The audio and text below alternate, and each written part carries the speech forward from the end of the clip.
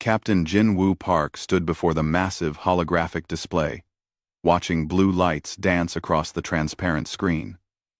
Each light represented a memory. Each memory represented a wrong that needed answering. The archive stretched from floor to ceiling in the diplomatic station's secure room. 5 years of data filled the display. 5 years of attacks, insults, and broken promises. All from the same source. All carefully recorded. Zilithian transgressions, complete record glowed at the top of the display in clear letters.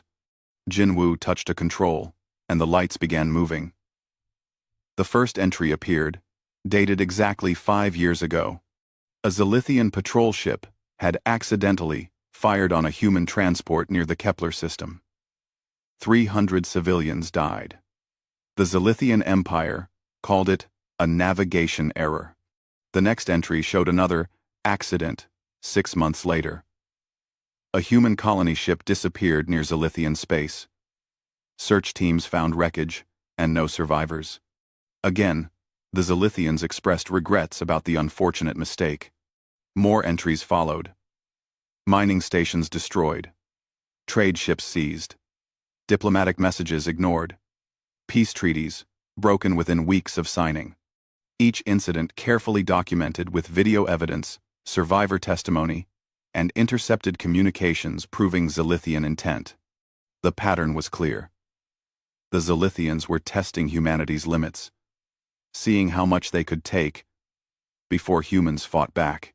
They seemed to believe that humans forgot quickly, that delayed response meant no response at all. Jin-Woo smiled grimly as he reviewed the latest entry. Just last week, Zilithian forces had destroyed mining station Omega 7 inches neutral space. 47 humans died. The Zilithians claimed self-defense against aggressive human expansion. The door behind him opened with a soft whisper. Admiral Sarah Chen entered, her uniform crisp and her expression calm. She looked at the floating display and nodded slowly. "Ambassador Kael'thar has arrived for the meeting," she said. "I've been ready for 5 years," Jin-Woo replied, closing the archive. "Let's see if he's ready for what comes next." They walked together through the station's corridors toward the main conference room. Other species used this station for neutral meetings. But, today, it would host something different. Today, humanity would show their true nature to the galaxy. The conference room was simple. A round table sat in the center, surrounded by chairs designed for different alien body types. Large windows showed the dead planet below, a world destroyed by war centuries ago. A fitting location for what was about to happen.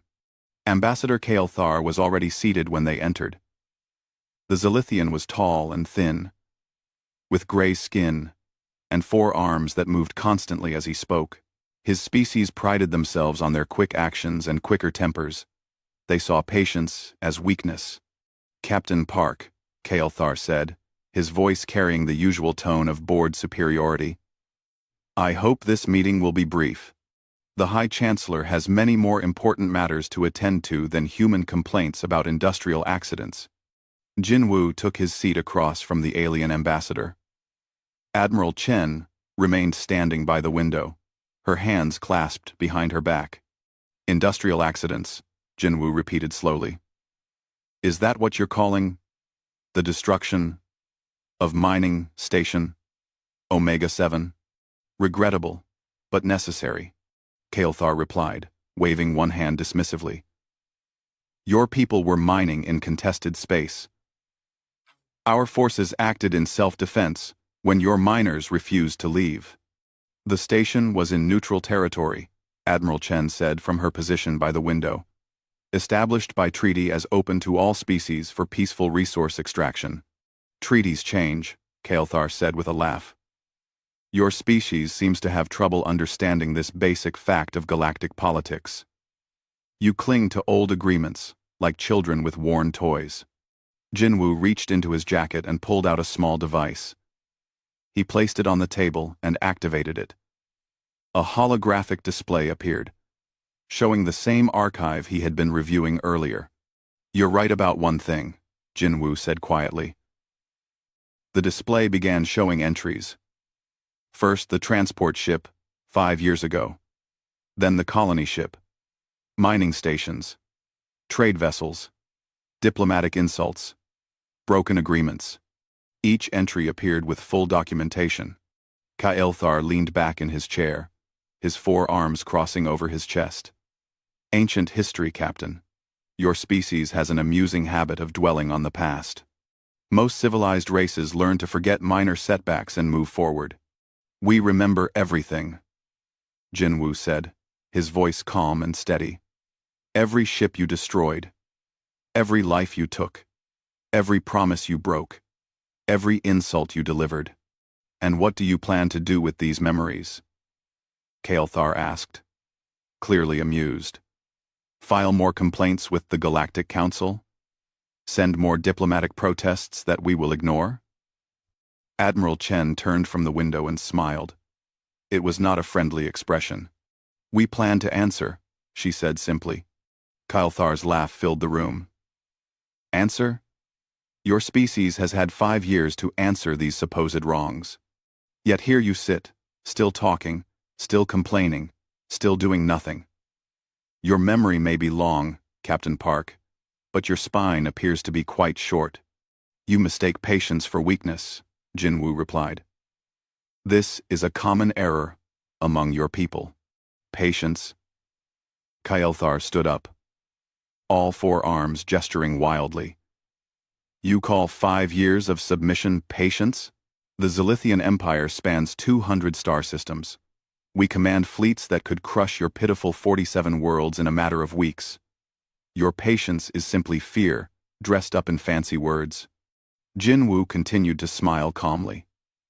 Tell me, Ambassador, what do you think we've been doing for 5 years? Crying into your primitive databanks, apparently, Kael'thar sneered. We've been learning, Admiral Chen said. Learning about your empire, your military positions, your supply lines, your weaknesses. We've been preparing, Jinwu added. Preparing for the day when words would no longer be enough. Kael'thar paused in his gesturing. For the first time, uncertainty crept into his voice. Preparing for what? For the answer, Jinwu said, standing up. Every transgression recorded. Every wrong documented. Every debt calculated. With perfect precision. The holographic display changed, showing star maps instead of incident reports. Red markers appeared across Zilithian space, far more than should have been possible for human intelligence to gather. You've been inside our territory, Kael'thar said, his voice dropping to a whisper. For 5 years, Admiral Chen confirmed. Watching, waiting. Jinwu walked around the table until he stood directly in front of the Zilithian ambassador. And tomorrow, the treaty protecting your empire from human response expires. You're bluffing, Kael'thar said, but his voice shook slightly. Humans don't fight. You negotiate. You compromise. You submit. We remember, Jinwu corrected. And now, Ambassador, it's time for you to learn what that truly means. He gestured to the display, where the last entry glowed softly. Mining Station Omega-7. 47 dead. Yesterday's date. The account is now complete, Jinwu said quietly. And tomorrow, we begin collecting payment. High Chancellor Vex Iron stood before the massive tactical display in his command center on the capital world of Zelith Prime. The holographic map showed the entire empire. 200 star systems, connected by trade routes and military supply lines. His empire. His power. The message from Ambassador Kael'thar had been disturbing. Humans making threats. Humans claiming they had been preparing for war. The idea was laughable. In 5 years, humanity had done nothing but file complaints and hold meaningless meetings. Supreme Commander, Thaxul. Vex Iron called to his military leader. Show me the latest intelligence on human military capabilities. The grizzled Zilithian commander activated another display. Ship counts, weapon assessments, and strategic evaluations appeared in glowing text. The numbers were pathetic. 47 star systems under human control, Thaxul reported. Approximately 800 military vessels, mostly light cruisers and patrol ships. No dreadnoughts, no siege platforms. Their largest fleet concentrates around their home system, clearly defensive in nature. And our forces? 4,000 combat vessels across the Empire. 60 dreadnoughts. 12 siege platforms capable of cracking planets. Our smallest battle group could overwhelm their entire military. Vex Iron nodded with satisfaction. These were the numbers that made sense. Humans were a young species, barely 50 years in space. They had expanded quickly but built weakly, focusing on trade and exploration instead of military might. The humans are clearly desperate, Vex Iron concluded. 5 years of pressure has finally broken their spirit. They make threats because they have nothing else left. Should we increase patrols along the border? Thaxul asked. No, Vex Iron decided. We end this. The humans need a final lesson in galactic reality. Something so devastating that they will never again dream of challenging the Empire. He gestured to the map, highlighting 3 human worlds: New Sol, Terra Nova, and Harmony Station. Major population centers with critical infrastructure. Simultaneous strikes will cripple their ability to resist and force immediate surrender. A full invasion? Not invasion. Destruction. Leave enough survivors to spread word of what happens to species that forget their place. Vex Iron's eyes gleamed with cruel anticipation. Make it clear that the Zilithian Empire does not tolerate defiance from primitive races. 3 days later, the attacks began. Admiral Sarah Chen sat in her command center deep beneath the surface of Earth's moon. Luna Base had been humanity's military headquarters for 30 years, but today it revealed secrets that even most humans didn't know existed. The reports came in quickly. Zilithian battle fleets had appeared simultaneously in 3 systems, overwhelming local defenses with brutal efficiency. New Sol's orbital stations were burning. Terra Nova's capital city lay in ruins. Harmony Station had simply vanished, replaced by expanding clouds of debris. Casualty reports? Chen asked calmly. 2.7 million dead, her communications officer replied. Another 4 million injured or missing. Around the command center, human officers worked at their stations with quiet efficiency. There was no panic. No desperate scrambling for emergency plans. Everything proceeded according to carefully prepared protocols. Admiral, her intelligence chief said, we're receiving surrender demands from High Chancellor Vex Iron. He's giving us 48 hours to submit to Empire, authority, or face total extermination. Chen stood up from her command chair and walked to the central display. The holographic map showed human space, but it looked different now. Instead of 47 systems, hundreds of locations glowed with soft blue light. Activate Protocol 7, she ordered. The display changed dramatically. Hidden installations throughout neutral space came online, their positions revealed for the first time. Military bases disguised as research stations. Weapon platforms hidden inside commercial facilities. Fleet anchorages concealed within asteroid fields. But most surprising of all were the installations deep within Zilithian territory itself. Dozens of them, scattered across the Empire's most secure systems. How long have those been there? A junior officer asked in amazement. 5 years, Chen replied. Every one built while the Zilithians were busy congratulating themselves on their superiority. In another section of Luna Base, Dr. Elena Vasquez led her team of xenopsychologists and cultural analysts in reviewing final preparations. For 5 years, they had studied Zilithian behavior patterns, political structures, and military doctrine. Every detail had been catalogued and analyzed.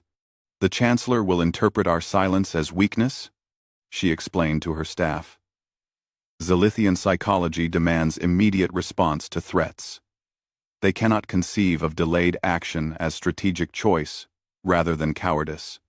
And that's their weakness? asked her assistant. One of many, Dr. Vasquez replied. They fight when angry. They strike when emotional. They commit resources based on pride rather than logic. She pulled up psychological profiles of key Zilithian leaders. We've had 5 years to study their every reaction. We know exactly how they'll respond to every move we make. Back in the command center, Admiral Chen was reviewing the final pieces of the plan. Intelligence networks that had taken years to establish were ready to activate. Resistance movements among oppressed species had been quietly armed and trained. Even Zilithian military communications were compromised, their codes broken and their messages intercepted. Admiral, her tactical officer reported. All strike groups report ready. Targets confirmed and locked. Chen looked at the chronometer on her display. Exactly 72 hours had passed since the first Zilithian attack. Not because humans needed time to plan or gather forces. Those preparations had been complete for months. The delay was psychological warfare, designed to increase Zilithian confidence while demonstrating human precision. Signal all units, Chen ordered. Begin the response. Throughout human space and far beyond, the careful work of 5 years began to reveal itself. Ships that had been hidden moved into position. Installations that had appeared harmless powered up weapon systems. Intelligence agents who had spent years building trust with alien contacts activated their networks. The Zilithian Empire was about to learn what human memory really meant. On Zelith Prime, High Chancellor Vexiron received the first reports with disbelief. Human ships were attacking Zilithian positions simultaneously across dozens of systems. The precision was impossible. The coordination was perfect. The intelligence was flawless. How many ships? He demanded. We're still counting, Supreme Commander Thaxul replied, his voice shaking. They're hitting military bases, communication centers, and supply depots. Every target seems chosen for maximum strategic impact. But where did they come from? Our intelligence showed their entire fleet concentrated around Earth. Thaxul pulled up tactical displays showing the attacks. They're coming from inside our territory, Chancellor. Bases we never knew existed. Ships that have been hidden for years. Vexiron stared at the displays in growing horror. Impossible. We would have detected them. Vexiron. Vexiron. Vexiron. Vexiron. Vexiron. Unless, Thaxul said quietly, they've been planning this from the beginning. The Chancellor's confidence began to crack as the scope of the human operation became clear. This wasn't a desperate response to Zilithian aggression. This was a carefully orchestrated campaign that had been years in the making. Get me a communication channel to the human leadership, Vexiron ordered. We need to negotiate. Sir, his communications officer reported. We're receiving a transmission from Admiral Chen. The holographic display activated, showing the human admiral in her command center. Her expression was calm, almost peaceful. High Chancellor, she said. You wanted a lesson in galactic reality. Class is now in session. The first strike hit exactly 72 hours after the Zilithian attack on New Sol. Admiral Chen had chosen the timing carefully. Not for tactical advantage, but for psychological impact. Humans did not respond in rage. They responded with precision. The target was Outpost Gamma 9, a Zilithian military base that controlled shipping lanes in the Outer Rim. 5 years ago, ships from this same outpost had destroyed a human transport vessel, claiming it had strayed into restricted space. Now, human stealth fighters emerged from the asteroid field, where they had waited for months. The base's shields never activated. Its weapons never fired. Human cyber warfare specialists had spent 2 years infiltrating the station's computer systems, learning every security code and operational procedure. When the attack came, the base's own systems turned against its defenders. Captain Jin Woo Park watched the operation from his flagship, the Remembrance. The ship had been built in secret, one of dozens of vessels constructed in hidden facilities throughout neutral space. Its hull bore no identifying marks, but its purpose was clear to anyone who understood human nature. Broadcasting on all frequencies, his communications officer reported. Jin Wu activated his personal transmitter. His message would reach every inhabited world in the sector, human and alien alike. "This is Captain Park of the Human Defense Force," he began. "Outpost Gamma 9 has been destroyed in response to the unprovoked attack on transport vessel Horizon's Dream, committed at these coordinates 5 years, 3 months, and 16 days ago. 300 innocent civilians died in that attack. Today, we remember them." The transmission ended. No threats, no demands.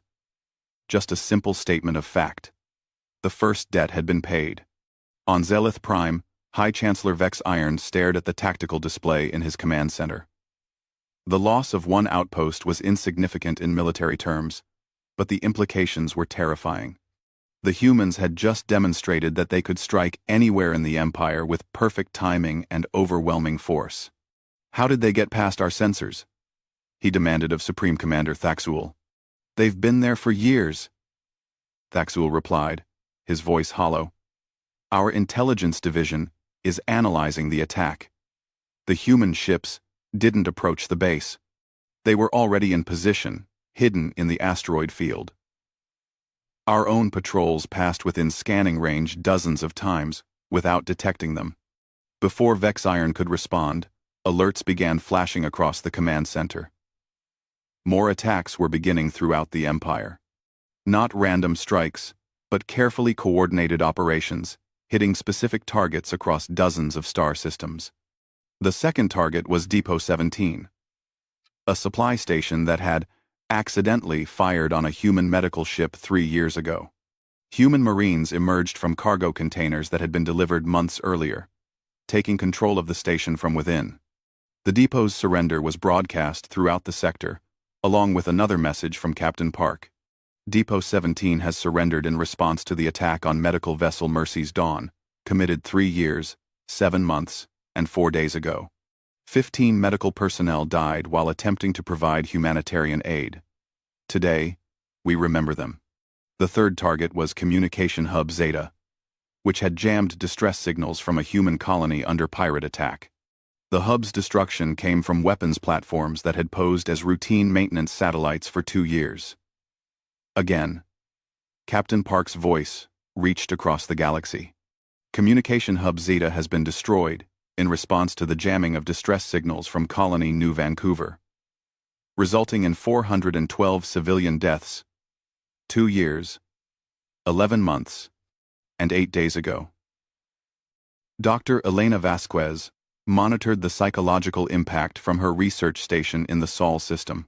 Her teams had prepared detailed profiles of key Zilithian leaders, predicting their responses to each phase of the human campaign.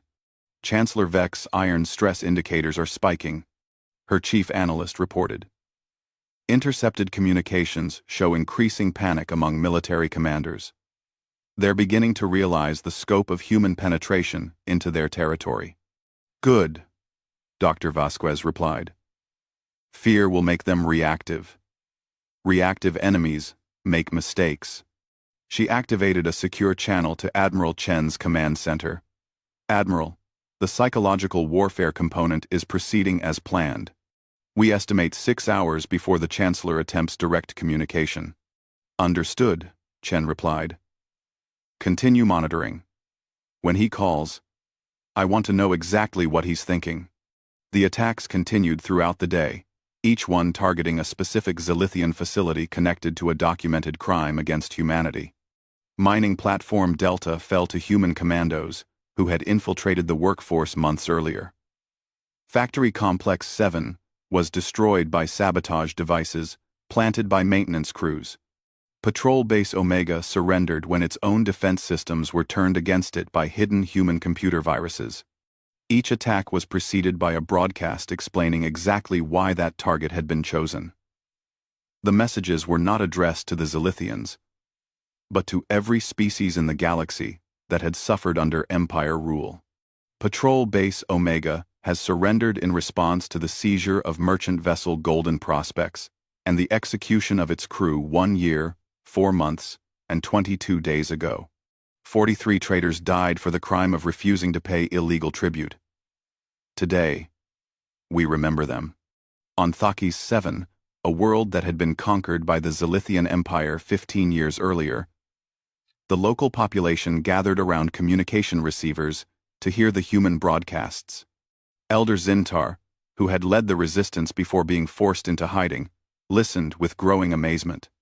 "They remember everything," he whispered to his followers. "Every crime, every victim, every injustice."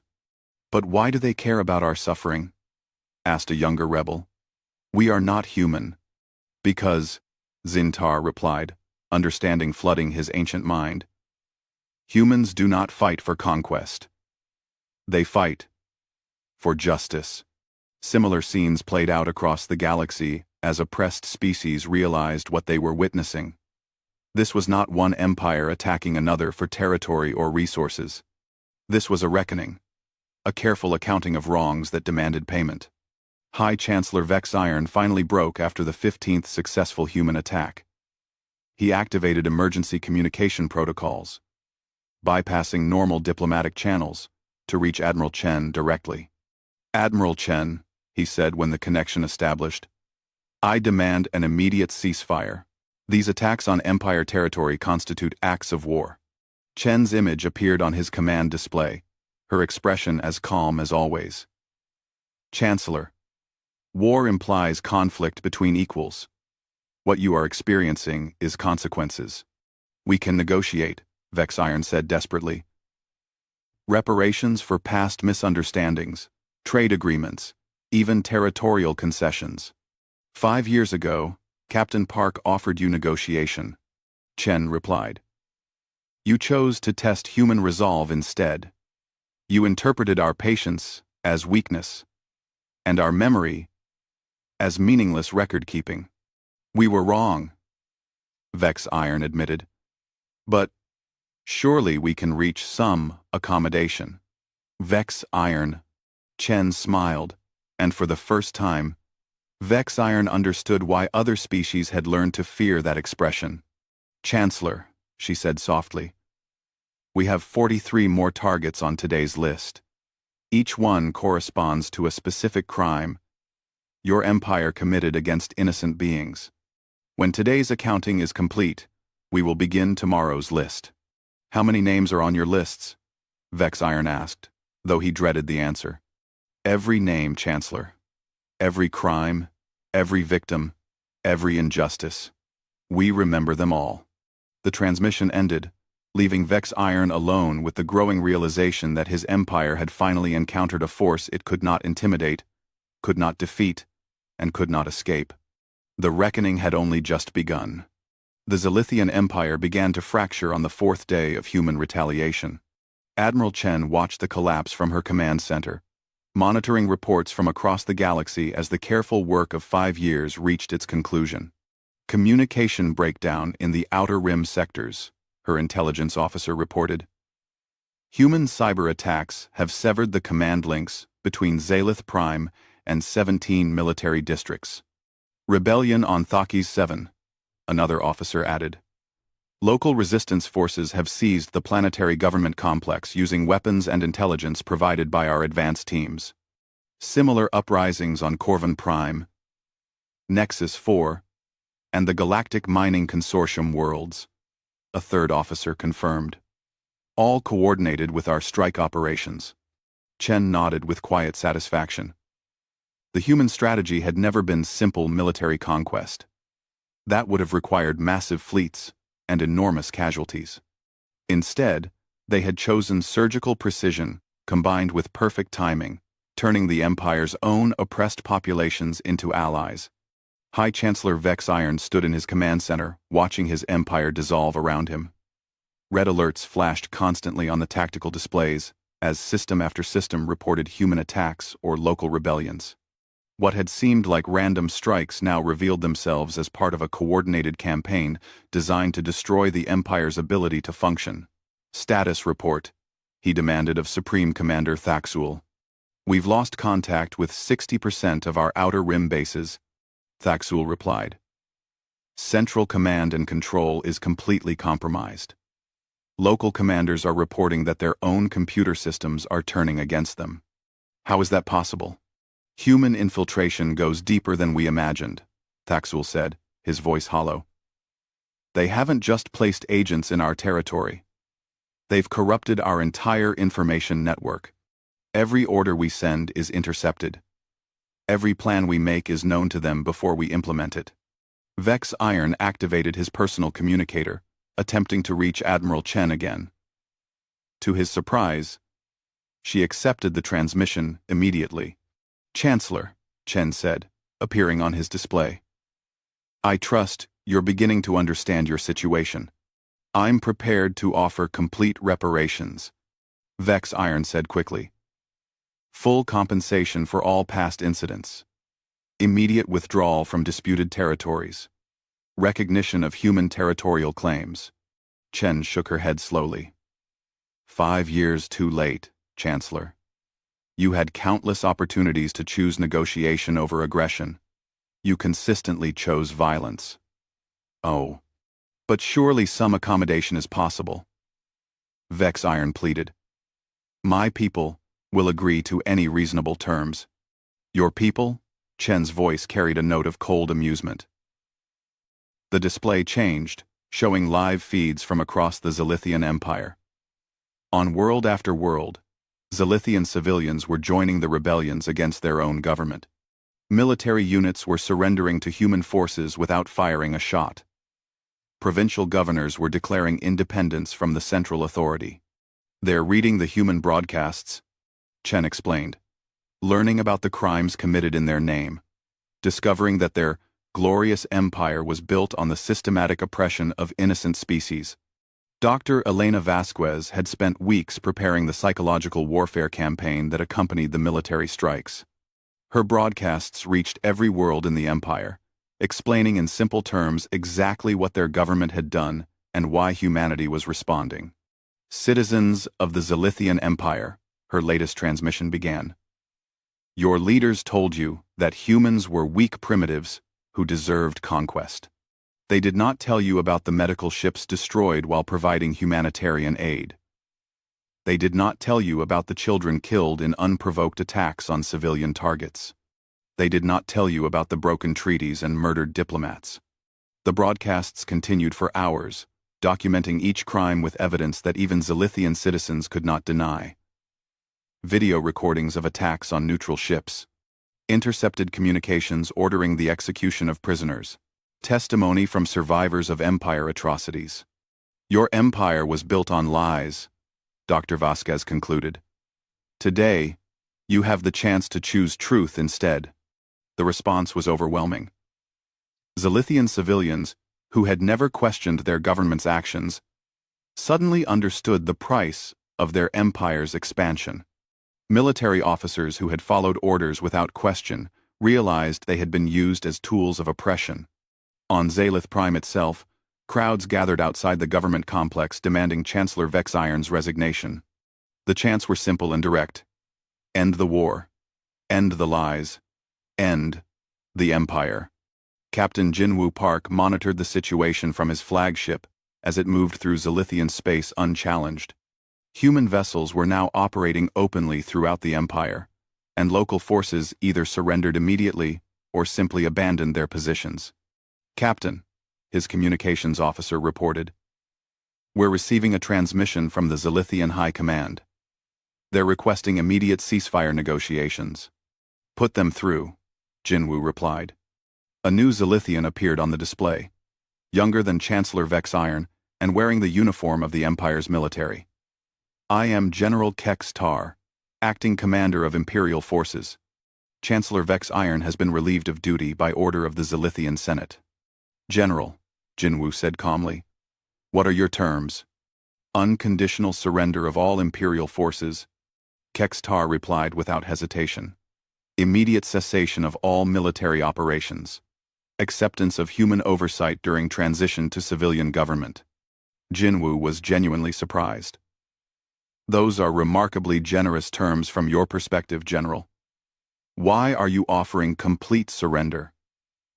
Kextar's image showed a being who had aged years in the past few days. Because, Captain, we have reviewed your broadcasts. We have seen the evidence of our crimes, and we understand that continuing this conflict will only result in the complete destruction of our civilization. You could fight on, Jinwoo pointed out. Your remaining forces still outnumber our visible military assets. With respect, Captain, your visible forces are clearly not the extent of your capabilities. In 4 days, you have demonstrated complete penetration of our territory, perfect intelligence about our operations, and the ability to turn our own systems against us. Fighting you would be suicide. Admiral Chen appeared on the communication channel from her command center. General Kextar, humanity accepts your surrender. However, there will be conditions. Name them, Kextar replied. Complete disarmament of all offensive military forces. Chen began. Reparations to all species harmed by Empire actions. Participation in a new galactic council based on equal representation rather than imperial dominance. And most importantly, full accountability for those responsible for crimes against innocent beings. Including former Chancellor Vex Iron? Especially former Chancellor Vex Iron, Chen confirmed. Justice delayed is not justice denied, General. Every crime will be answered. In his private quarters on Zelith Prime, Vex Iron listened to the surrender negotiations with growing despair. His empire was gone, dissolved by a species he had dismissed as weak and primitive. Worse, his own people had turned against him once they learned the truth about his actions. A soft chime announced a private communication request. To his surprise, the signal came from Captain Park, aboard the human flagship. Captain, Vex Iron said when the connection opened, have you come to gloat over your victory? No, Chancellor, Jinwoo replied. I've come to explain why you lost. Please enlighten me, Vex Iron said bitterly. You believe that humans forget, Jinwoo said simply. You thought that delayed response meant no response. You assumed that patience was weakness, and memory was meaningless. And you proved me wrong. No, Jinwoo corrected. You proved yourself wrong. Every attack you ordered, every treaty you broke, every innocent being you killed, was recorded and remembered. We gave you 5 years to change course. You chose to continue. Vex Iron was quiet for a long moment. What happens to me now? You will face justice, Jinwoo replied. Not human justice, but galactic justice. Every species harmed by your actions will have a voice in determining your fate. And if I refuse? Jinwoo's expression remained calm, but his words carried absolute certainty. Chancellor, your empire is gone. Your military has surrendered. Your people have abandoned you. You have no power left to refuse anything. The transmission ended, leaving Vex Iron alone with the ruins of everything he had built through violence and oppression. Outside his window, he could see human ships in orbit around Zelith Prime. They had come not as conquerors, but as liberators. The empire was over, and a new age was about to begin. 6 months after the Zelithian surrender, Captain Jinwoo Park stood at the podium in what had once been the Empire's throne room. The massive chamber on Zelith Prime had been transformed into the meeting hall for the new Galactic Council, with representatives from 47 species seated around curved tables, designed for equal participation rather than imperial hierarchy. The former throne had been removed, replaced by a simple podium where any species could address the assembly. Today, Jinwoo would open the first official session of the reformed galactic government. Fellow beings, he began, his voice carrying clearly through the hall's advanced translation systems. We gather here, not as conquerors and conquered, but as equals seeking to build a future based on justice rather than force. In the audience, former Chancellor Vex Iron sat in civilian clothes among the Zelithian delegation. No longer a supreme ruler, he had been elected by his own people to represent them in the new order. It was, Jinwu reflected, a fitting irony that the former dictator now served at the pleasure of those he had once oppressed. Before we begin formal proceedings, Jinwu continued, we will observe a period of remembrance for all those who suffered under the old system. The hall fell silent as a holographic display activated, showing names and faces from across the galaxy. Humans killed in Zilithian attacks. Thakari rebels executed for resisting occupation. Corvan miners worked to death in Empire factories. Nexian children sold into slavery to fund military expansion. The list continued for 3 full days. Every verified victim of Empire brutality was remembered by name, their stories told to the assembled representatives. Vex Iron was forced to sit through the entire recitation, watching the faces of beings who had died because of his orders. When the remembrance finally ended, Dr. Elena Vasquez took the podium to present the new galactic charter. Her psychological research had provided the foundation for a system designed to prevent future atrocities through transparency and accountability. The new galactic charter establishes 3 fundamental principles, she announced. First, proportional response. No action taken against another species may exceed the harm originally inflicted. Second, perfect accountability. All actions taken by any government will be recorded and subject to review by this council. Third, universal protection. No species may be denied the right to peaceful existence, regardless of their technological or military capabilities. The charter was approved unanimously, even by the Zilithian delegation. Vex Iron himself cast his vote in favor, knowing that opposition would accomplish nothing except further isolation for his people. Admiral Sarah Chen addressed the assembly next, outlining the structure of the new peacekeeping force. The Human Guardian Fleet would serve as the enforcement arm of the Council, but its mission was explicitly defensive rather than expansionist. Our purpose is to protect the innocent and maintain the peace, she explained. We will not seek to conquer or rule. Our fleets will respond to aggression wherever it occurs. But we will not impose human values or human government on other species. The Guardian Fleet's capabilities had become legendary throughout the galaxy. Ships that could appear anywhere without warning. Intelligence networks that spanned civilized space. Computer viruses that could turn any military system against its operators. Most importantly, a memory that recorded every injustice and a willingness to seek perfect retribution regardless of how much time passed. Elder Zintar of Thakis, 7 stood to address the assembly, speaking for the formerly oppressed worlds. His people had suffered under Zilithian rule for 15 years, but now they governed themselves again under human protection. For generations, we lived under the doctrine that might makes right, he said, his aged voice carrying the weight of terrible experience.